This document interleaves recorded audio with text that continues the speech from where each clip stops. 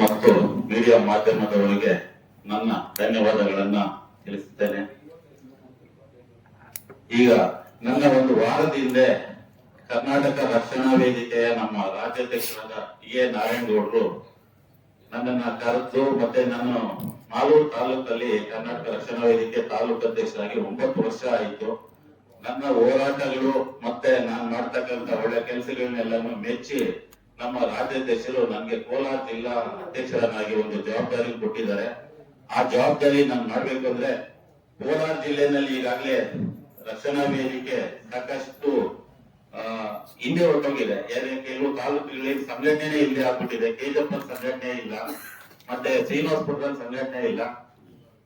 ಮುಳಬಾಗಿಲಲ್ಲಿ ಏನೋ ಅಲ್ಪ ಸ್ವಲ್ಪ ಇದೆ, ಮತ್ತೆ ಅದನ್ನೆಲ್ಲ ನಮ್ಮ ಬಂಗಾರಪೇಟೆಯಲ್ಲಿ ಇದೆ, ಮಾಲೂರಲ್ಲಿ ಇದೆ, ಕೋಲಾರಲ್ಲೂ ಸಹ ಸಂಘಟನೆ ಇಲ್ಲದೆ ಆಗ್ಬಿಟ್ಟಿದೆ. ಅದರಿಂದ ಈಗ ನನ್ಗೆ ಏನ್ ಜವಾಬ್ದಾರಿ ನಮ್ಮ ರಾಜ್ಯಾಧ್ಯಕ್ಷರು ಕೊಟ್ಟಿದ್ದಾರೆ, ಆ ಜವಾಬ್ದಾರಿಯಂತೆ ನಾನು ಮೊದಲನೇದಾಗಿ ನಮ್ಮ ಜಿಲ್ಲಾ ಸಮಿತಿನ ರಚನೆ ಮಾಡಿಕೊಂಡು ಎಲ್ಲಾ ತಾಲೂಕುಗಳು ಈಗಾಗಲೇ ನಾನು ಮಾತಾಡ್ತಾ ಬಂದಿದ್ದೀನಿ.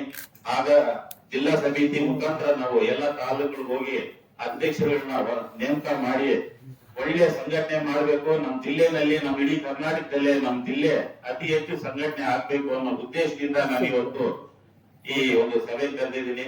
ನನ್ನ ಈ ಒಂದು ಮುಂದಿನ ಏನು ನನ್ನ ನಡೆ ಇದೆ, ಒಂದು ಒಳ್ಳೆ ಹೋರಾಟಗಳ ಜಲ ವಿಚಾರದಲ್ಲಿ ಒಂದು ಹೋರಾಟ ಆಗಿರ್ಬೋದು. ಮತ್ತೆ ನಮ್ಮ ಇಲ್ಲಿ ಏನಾಗಿದೆ ಅಂದ್ರೆ 3 ವರ್ಷದ ಹಿಂದೆ ನಮ್ಮ ರಾಜ್ಯಾಧ್ಯಕ್ಷರು ಒಂದು ಬೃಹತ್ ಹೋರಾಟ ಅನ್ಕೊಂಡಿದ್ರು. ಆ ಹೋರಾಟದಲ್ಲಿ ಏನಾಯ್ತು ಅಂದ್ರೆ, ಆ ಹೋರಾಟ ಮುಖಾಂತರ ಅವರು 14 ದಿನಗಳು ಜೈಲುವಾಸ ಕೂಡ ಅನುಭವಿಸಿದ್ರು. ಅವರು 14 ದಿನಗಳು ಜೈಲುವಾಸ ಅನುಭವಿಸ್ತಾ ಇರೋ ಟೈಮ್ ನಲ್ಲಿ ಸರ್ಕಾರ ಒಂದು ಆದೇಶ ಮಾಡಿತು, ಕರ್ನಾಟಕದಲ್ಲಿ ಕಡ್ಡಾಯವಾಗಿ ನಾಮಫಲಕ 60 ಭಾಗ ಕನ್ನಡದಲ್ಲಿ ಇರಬೇಕು, ಇನ್ನು 40 ಭಾಗ ಯಾವುದೇ ಒಂದು ಭಾಷೆ ಇರ್ಬೋದು ಅಂತ ಒಂದು ಆದೇಶ ಮಾಡಿದ್ರು ಸಹ ಎಲ್ಲಾ ಕಡೆನೂ ಆ ಒಂದು ನಾಮಫಲಕಗಳನ್ನ ಅತಿ ಹೆಚ್ಚು ಕನ್ನಡ ಬಳಸ್ತಾ ಇದ್ದಾರೆ. ನಮ್ಮ ಕೋಲಾರ ಜಿಲ್ಲೆಯಲ್ಲಿ ಅದನ್ನ ನಮ್ಮ ಜಿಲ್ಲಾಡಳಿತ ಮತ್ತು ನಗರಸಭೆಯಲ್ಲಿ ಯಾರು ಕೂಡ ಸಹ ಎಚ್ಚೆತ್ತುಕೊಂಡಿಲ್ಲ. ಯಾವುದೇ ಒಂದು ಕೈಗಾರಿಕಾ ಪ್ರದೇಶದಲ್ಲಿ ಹೋದ್ರು ಕೂಡ ಕನ್ನಡ ಅನ್ನೋದು ಕಾಣ್ತಾ ಇಲ್ಲ, ಬರೀ ಇಂಗ್ಲಿಷೇ ಕಾಣ್ತಾ ಇದೆ. ಮತ್ತೆ ನಮ್ಮ ಮಾಲೂರಿನಲ್ಲೂ ನಾವು ಒಂದು ದೊಡ್ಡ ಹೋರಾಟ ಮಾಡಿದ್ವಿ, ಅದನ್ನೆಲ್ಲ ತೆರವು ಮಾಡಿದ್ದಾರೆ. ಮಾಲೂರಿನಲ್ಲಿ ಈಗಾಗಲೇ ಕನ್ನಡ ಅನ್ನೋದು ತುಂಬಾ ಚೆನ್ನಾಗಿ ಕಾಣ್ತಾ ಇದೆ.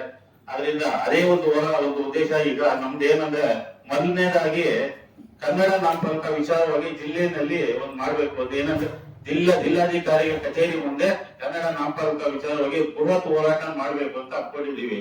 ಅವ್ರಿಗೆ ಒಂದು 15 ದಿವಸಗಳ ಕಾಲ ಗಡುವು ಕೊಡ್ತೀವಿ. ಅವ್ರು ಏನಾದ್ರು ಅದನ್ನ ಎಚ್ಚೆತ್ಕೊಂಡು ಎಲ್ಲಾ ನಮ್ಮ ತಾಲೂಕುಗಳಲ್ಲಿ ನಗರಸಭೆಗಳಿಗಾಗ್ಲಿ ಮತ್ತೆ ಕೈಗಾರಿಕಾ ಪ್ರದೇಶಗಳಿಗಾಗ್ಲಿ ಅದನ್ನ ತಿಳಿಸಿ ಅವ್ರು ಏನಾದ್ರು ನಾಮಫಲಕ ತೆರವು ಮಾಡ್ಲಿಲ್ಲ ಅಂದ್ರೆ ನಾವೇ ಒಂದು ಹೋರಾಟ ಮಾಡ್ತೀವಿ.